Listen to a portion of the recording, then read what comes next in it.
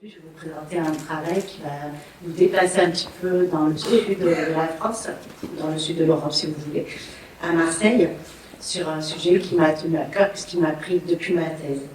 Alors évidemment, la question des migrations aujourd'hui, vous le ressentez, M. Vin en a parlé ce matin aussi, a pris une place centrale dans nos sociétés, souvent criminalisée, misérabilisée, mais cette question est souvent déplorée. Elle est toujours déplorée. Et d'année en année, on l'a vu devenir un des axes de plus en plus importants de nos politiques publiques intérieures, mais aussi de la politique étrangère et de toutes les négociations géopolitiques mondiales, qui fait aujourd'hui du migrant une monnaie d'échange, un enjeu des politiques européennes et onusiennes, et qui réduit souvent son existence aux traversées, à la mort, à la souffrance et à la violence. La surface médiatique mobilisée est énorme, vous le voyez, quotidienne, croissante, et les budgets pour le contrôle et la sécurisation des frontières augmentent aussi en fonction de cette visibilité aussi et de cette position de l'Europe. On voit de plus en plus se positionner un champ de l'expertise, un marché de la migration et une multiplication des ONG dans les zones de contrôle, ce qu'on a pu aussi appeler, pour certains, l'industrie migratoire. On surinvestit des questions telles que les notions de crise migratoire, et tout cela croisé à une vision plutôt parfois romantique ou criminalisante de l'islam en France, qui pèse sur nos travaux de recherche entre migration et construction religieuse. Alors plutôt, que pèsent nos travaux de recherche entre Afrique subsaharienne, Afrique méditerranéenne et Europe? Comment parler du tout petit quand on voit qu'on travaille dans un champ qui est complètement médiatisé, surexploité et qui pense le monde un peu à notre place.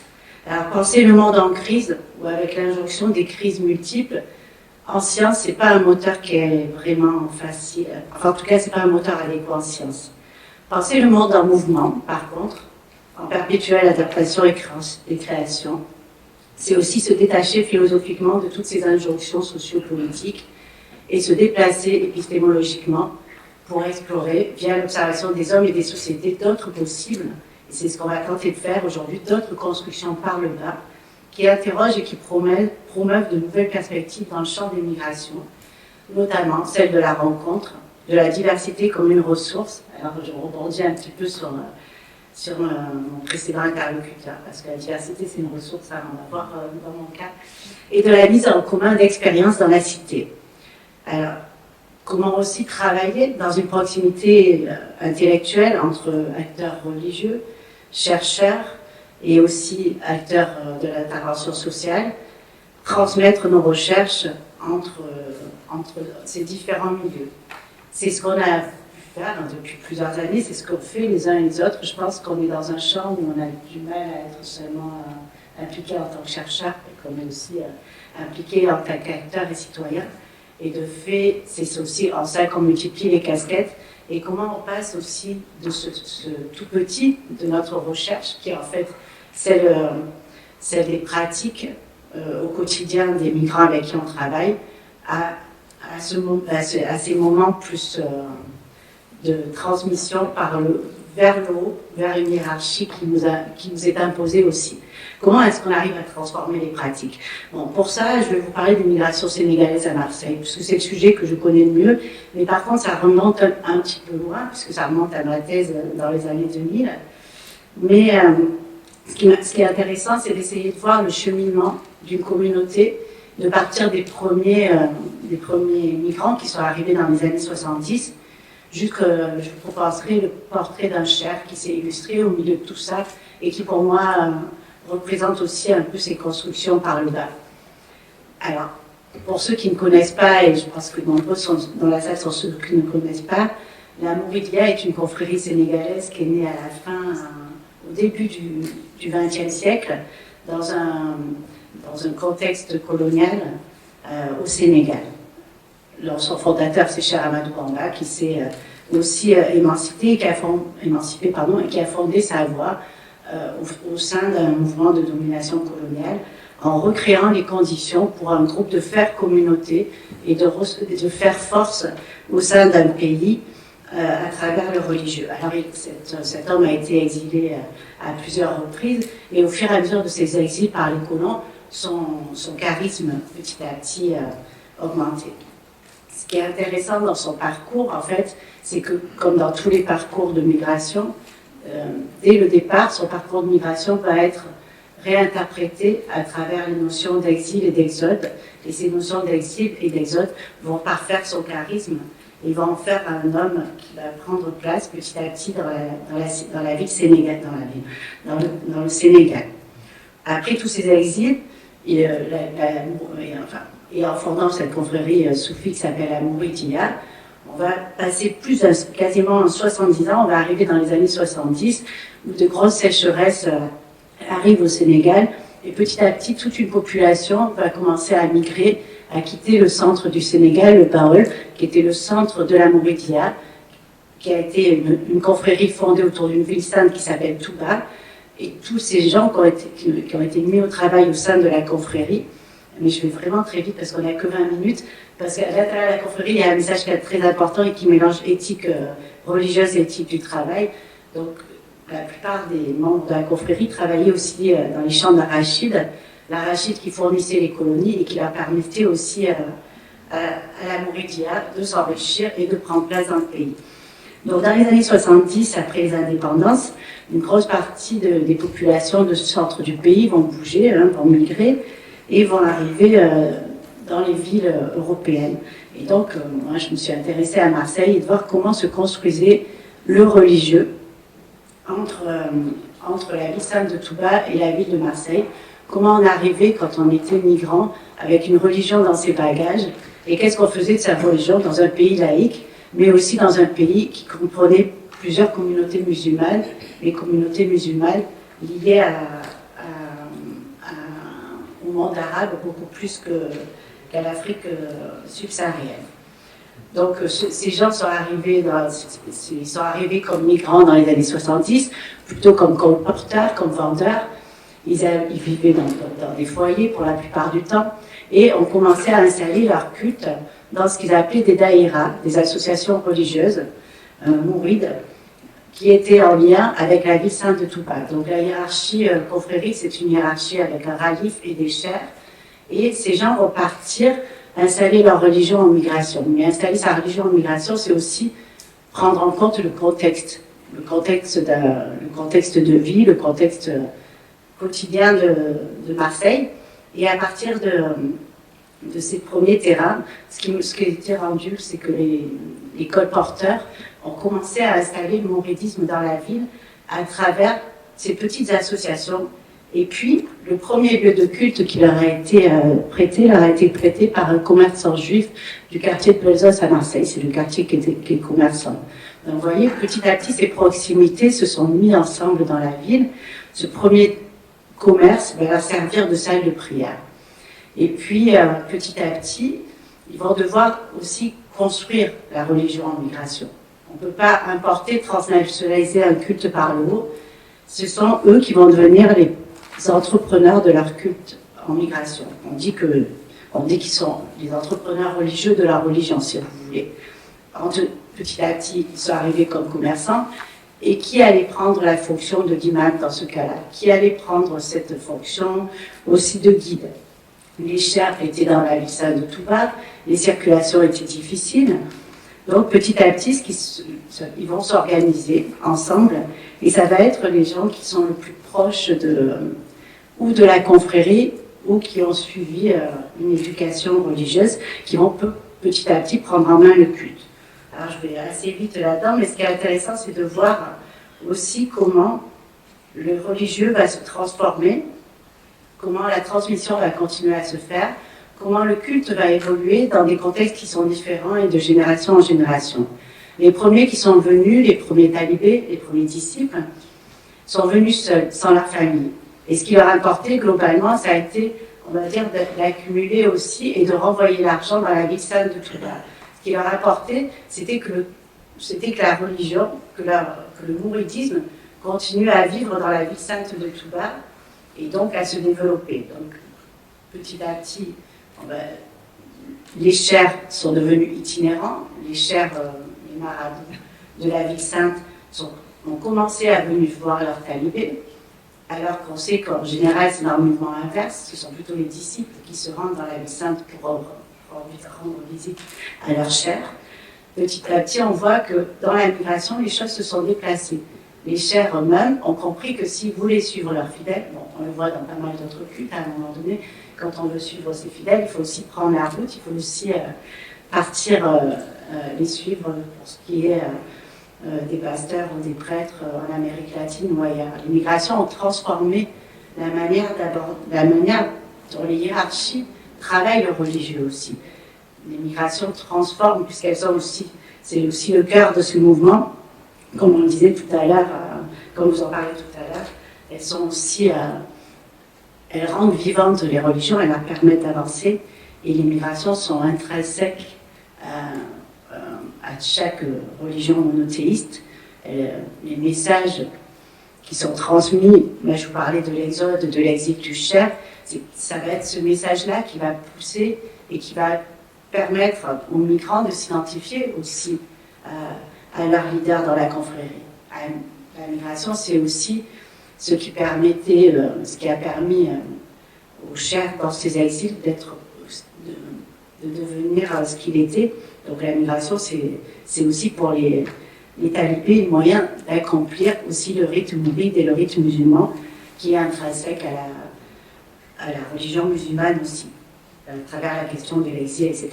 Donc on pourra en revenir à ces colporteurs, ces migrants qui vont partir au départ, qui vont se retrouver dans cette ville de Marseille, mais c'est pareil à Paris, et ça a été pareil dans d'autres villes européennes. Ils vont monter leur premier daïra. Le vendredi, en général, ils se rendent à la mosquée locale, quand ils peuvent, hein, puisque les horaires de travail ne le permettent pas forcément. Mais le principal moment de culte va être le dimanche, où on se retrouve au daïra. Donc à cette association mouride, petit à petit, qui va prendre place dans la ville. Donc, les chers, la hiérarchie va se transformer, elle va désigner un chef, la Thierry Mourtala au départ, qui est un fils de Charamadou Bamba, pour suivre les talibés, pour aller à leur rencontre. Peu à peu, les talibés eux-mêmes vont s'organiser et vont créer des systèmes de circulation entre la ville sainte et les daïras. Et puis, la première génération, certains vont rester très liés à la ville sainte de Touba, quand d'autres vont continuer vont faire venir leur famille. Et quand la famille vient, c'est tout un système qui change aussi. Et c'est là que la question de la transmission va rentrer en scène, en fait. On vient plus, les familles ne veulent plus c'est pas qu'elles veulent plus, elles continuent à investir dans la ville sainte de Touba, mais vont poser aussi leurs conditions, c'est-à-dire mettre en place des centres culturels, et en l'occurrence des fédérations et des centres culturels mourides, des maisons Série Touba, pour installer le culte dans la ville, pour permettre à leurs enfants, nés en France ou nés à Marseille, si vous voulez, de continuer à recevoir l'enseignement de Série Touba à partir des espaces. Donc on voit bien qu'avec le temps, les espaces se transforment et la migration va aussi apporter une transformation des espaces même du religieux. On n'est plus dans une centralité, mais dans un espace religieux qui va se décentraliser, qui va se déterritorialiser à travers les migrants eux-mêmes qui deviennent les entrepreneurs de leur religion en migration. Ces personnes installées en France, les premières générations, ceux qui sont venus seuls, repartiront pour ça, pas pour tous les Chibanis, mais pour une partie d'entre eux, quand d'autres, deuxième, troisième génération, vont s'installer de plus en plus longuement et vont devoir négocier leur espace de culte aussi avec l'islam dans la société française. Et là, c'est pas une mince affaire. Donc on va passer très vite, je ne sais pas combien de temps il me reste, 5 minutes. C'est trop rapide de parler comme ça, mais bon, en tout cas, je vais vous raconter un petit peu la vie d'un cher qui s'appelle Cher Ahmed et qui fait partie de ces étudiants qui sont venus dans les années 70-80 en France et dont l'héritage, en fait, le sang, les a rattrapés dans la migration. Ce que je vous disais tout à l'heure, c'était globalement qu'il a fallu installer le culte dans la ville, mais aussi négocier sa place au sein des autres mosquées, des autres musulmans de France et de Marseille, que les mourides ont créé des fédérations, etc. Il faut que je revienne sur 30 ans, mais je pourrais revenir plus en détail si vous voulez après. Il y a eu les étudiants mourides, les étudiants qui sont venus dans les années 70-80, et les étudiants arabisants qui sont passés par les grandes universités musulmanes, l'Al-Azhar, la Zetoula et la Qarawiyyin, et qui sont venus faire le 3e cycle en Europe. Et ce sont eux-mêmes qui ont institutionnalisé un petit peu plus les relations au sein de la communauté musulmane en France. Je vais revenir sur le parcours de Cher Ahmed parce que lui, il est venu, j'ai marqué ma page, il est venu comme étudiant dans les années 80-90 en architecture et il fait partie de ces personnes dont la vocation religieuse l'a rattrapé. En fait, globalement, il était tranquille, étudiant dans cette cité universitaire. Puis on lui a dit, bah, toi tu descends d'une famille djégène, une famille religieuse de Thiès au Sénégal, une famille sunnite musulmane. Bon, est-ce que tu ne veux pas diriger le culte dans la cité? D'accord, ok, je vais commencer comme ça, je vais commencer par diriger le culte. Et puis petit à petit, les familles à Marseille, donc au départ il était plus lié à la cité, à son milieu étudiant. Et puis les familles marseillaises ont commencé à savoir qu'il y avait un imam qui venait de telle branche confrérique, etc. Donc, comme beaucoup d'autres avant, il a dû se plier à son héritage et peu à peu, sa vocation l'a rattrapé. Ce qui est intéressant quand on croise les parcours religieux et les parcours de migration, c'est de voir toutes les figures, tout ce que ce croisement permet de créateur, en fait, tout ce en quoi il est créateur. Et la vocation religieuse est souvent quelque chose qui arrive dans les parcours. On n'est pas finalement devenu imam par vocation, mais c'est la vocation qui nous rattrape dans le contexte d'une société où l'imamat n'était pas forcément pensé à l'intérieur de cette communauté sénégalaise. Enfin, en France, je vais arrêter de parler de Marseille, mais globalement, ce n'était pas réellement pensé parce que l'imamat se transmet aussi par le sang. Il n'y a pas de formation au métier d'imam au Sénégal, et on peut être cher et ne pas être imam. C'est pas parce qu'on est cher qu'on est imam aussi. Donc globalement, il a dû aussi apprendre son métier. Il est évidemment issu quand même d'une famille religieuse sunnite. Il a passé son enfance au Sénégal. Son grand-père était un chef religieux reconnu. C'est lui qui lui a transmis, qui lui a appris l'islam. Mais il n'a pas eu de formation en tant que tel à ce métier d'imam. Et adolescent, il organisait déjà des journées culturelles à la Grande Mosquée de Dakar. Il a toujours été assez intéressé par cette question de la transmission. Et son parcours est captivant parce qu'il fait partie de cette génération qui va passer de l'étudiant à l'imam, en passant par l'animateur radio, puisqu'il va aussi animer des causeries à la radio, et ça depuis les années 90, et qui va rejoindre aussi le Conseil des imams à Marseille et à ses environs, le CIM, qui a été aussi une des instances, parce que c'est pareil en France, il y a eu toute une série et une multiplication des instances communautaires sur l'islam. Et la plupart des acteurs religieux se sont aussi engagés petit à petit aussi dans ces instances. Il a été un passeur entre les mondes musulmans, puisqu'il dirige aujourd'hui la mosquée Bilal à Marseille, et que c'est une des mosquées les plus cosmopolites. Il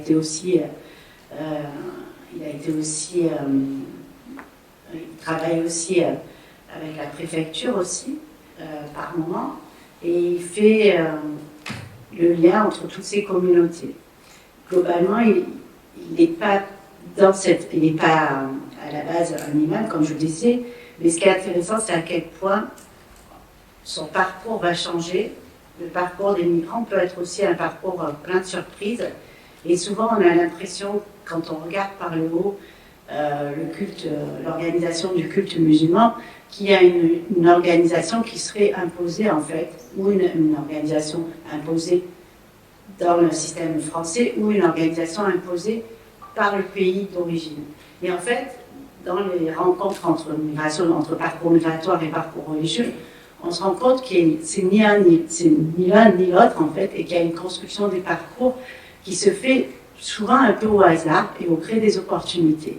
Et qu'il n'y a pas forcément une intention ni du pays d'origine, ni du pays d'arrivée, et qu'on va voir comme ça des figures qui vont se retrouver à faire des ponts, à faire des liens, et sur des fois 30 ans, puisqu'on en est là, qui va être entre l'hybridation et l'ancrage entre la société de son pays d'origine et la société locale. Et son parcours est un des parcours, mais il y en a plein d'autres, qui illustrent aussi cette manière de travailler par le bas. Globalement, pour terminer, parce que j'ai peu de temps, pour exposer tous ces parcours, en fait, j'avais fait une quinzaine de pages, mais c'est pas possible. La migration, la mobilité, elle fait bouger les pratiques, elle fait bouger les cultes, elle fait bouger les théologies, autant dans les pays d'accueil que dans les pays de passage, mais aussi dans les pays de départ. Et on a souvent tendance à l'oublier, on a un point de vue souvent européano-centré, mais les parcours de migrants ont une résonance sur l'organisation religieuse des pays de départ d'une grande partie des personnes. Et souvent, il s'agirait pour travailler ces relations peut-être de voisinage, parce que les Mourides, quand ils sont arrivés en France, ont toujours été des bons voisins, très accueillants. Ils portent en eux la teranga sénégalaise, donc très accueillants et très accueillis par les communautés musulmanes locales, de très bons voisins aussi dans la cité. C'était des communautés qui ont plutôt été là pour créer, enfin, les gens ont plutôt essayé de créer des ponts entre les mondes.